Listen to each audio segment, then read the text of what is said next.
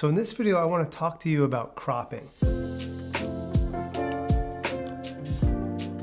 Now, I think that this is single-handedly the most important and underutilized tool that we have in our arsenal in terms of editing. Because what it does is it removes distractions at the same time it simplifies our photo. Now, there's a few examples here that I want to show you that drives this point home. Take a look at this first example, for instance. Here we have a scene, and honestly, I really like this photo, but as we can see that there's clearly distractions in this photo. We have the green car in the bottom left, we have this person in the right-hand side of the frame, and we also have the sky. Often the sky tends to be quite bright, and that can be a distraction here. What we're doing is creating a more impactful photo, a more clean frame in the process, simply by cropping to remove those extraneous distractions. Now here's another example. Same image. We can crop multiple ways. This idea of simplifying a photo, finding a composition that is cleaner, filling the frame with our subject, that's always going to give us a photo with maximum impact. Take a look at this next example here. It's a decent photo already, I kind of like it, but take a look at the impact that cropping has on this photo. We're filling the frame a little bit more, and what we're doing in this photo specifically is we're taking advantage of the compression that happens when we crop in. We're getting a little bit less of that sky, which isn't helping us, and a little bit more of that road, that winding alley that goes through the streets here in Mexico. Let's take a look at this next example here.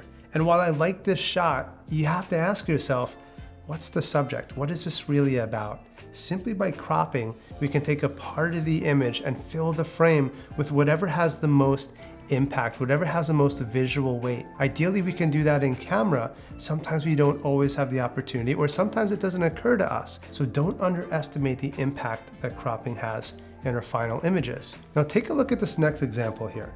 This is a vertical frame, and this will happen quite often, especially as we're shooting for social media. Well, naturally we get a little bit more sky and a lot more foreground in the process. Now, sometimes that could actually be helpful, but if you take a scene like this, the sky has no information at all, and neither does the foreground really. So if we simply crop it, we get something that has a lot more impact. We're taking our subject and we're filling the frame with the subject. And I'm repeating myself specifically because there's a repetition here that helps you understand why this is so effective. Now let's take a look at this next example here. This really drives it home. There's something about this photo, there's something here, but it's not fully developed yet. Simply by cropping, look at what this does. What I'm doing is I'm eliminating that sky. I'm eliminating all the information that's not exactly helpful for us. We have a responsibility as a photographer to say, here's all the stuff in the world. Now here, look here. This is the most important thing to look at. Look at the impact that going from an image that starts like this and simply cropping and then doing a little bit of editing that we'll get to later. Look at the impact that that has in the final result. It's quite impressive. This is what we're going to show you throughout the course, is how to get from that photo to this photo here.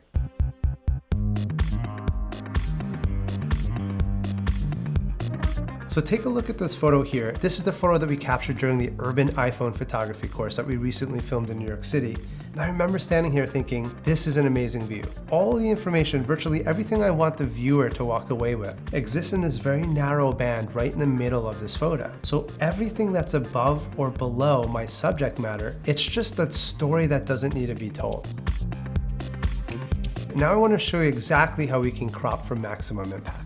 I'm going to click on the word edit here, and we're going to click on the cropping tool on the bottom on the right hand side. Now all I need to do is simply drag up from the bottom and then drag down from the top, something around here. I'm going to click on the word done.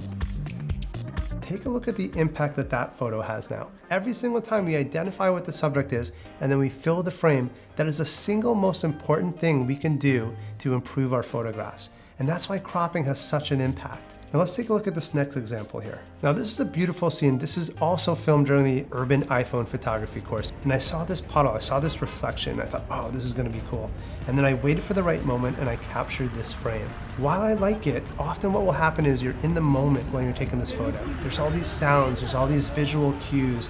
You're bending down, you're looking at the reflection, and you don't necessarily study the impact of the final result. So now let me show you a few other tools that we have at our disposal when we talk about cropping.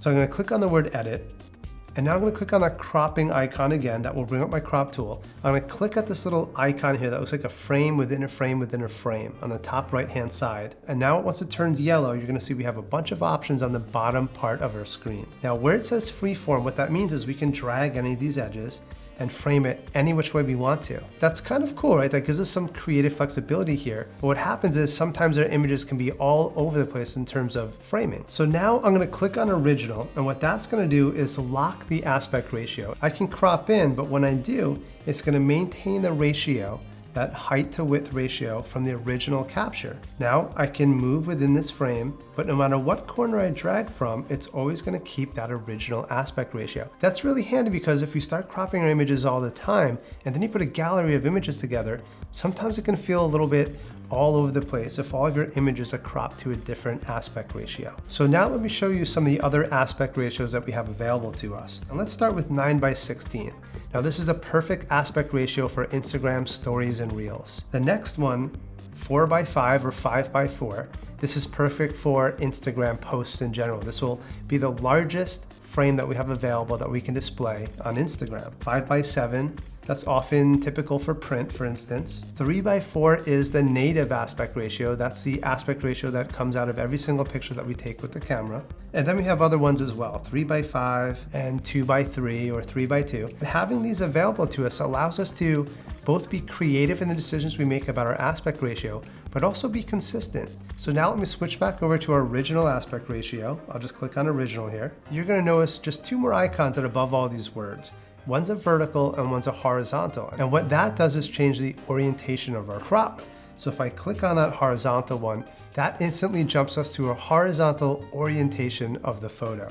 If I click on that vertical again, it takes us right back to where we left off. Here's what I want to do. I am going to keep the aspect ratio as original.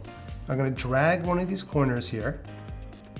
And what I want to do is create the maximum impact from this photo because clearly I have a subject. So simply by cropping in, I'm giving her more visual weight and making her more prominent in the photo. I want her perfectly symmetrical in the middle, as well as the symmetry between the top and the bottom half of the frame. Now I want to draw your attention to two more options that we have in the top left-hand corner of the screen. Now the first one here that looks like a triangle, if I click on that, look what it does. It just flips the image horizontally. So just think about that for a second. There may be scenarios where you find yourself thinking, if only they were looking the opposite direction. Another scenario might be if you captured a reflection, for instance, and the text was backwards. It's a very simple trick to just flip the image horizontally, and now that text will read the right way, or that person will be looking the opposite direction. Now there is one more thing that we can do as well. We can flip this vertically, except we don't have a tool that allows us to flip vertically. We have a tool that allows us to rotate 90 degrees.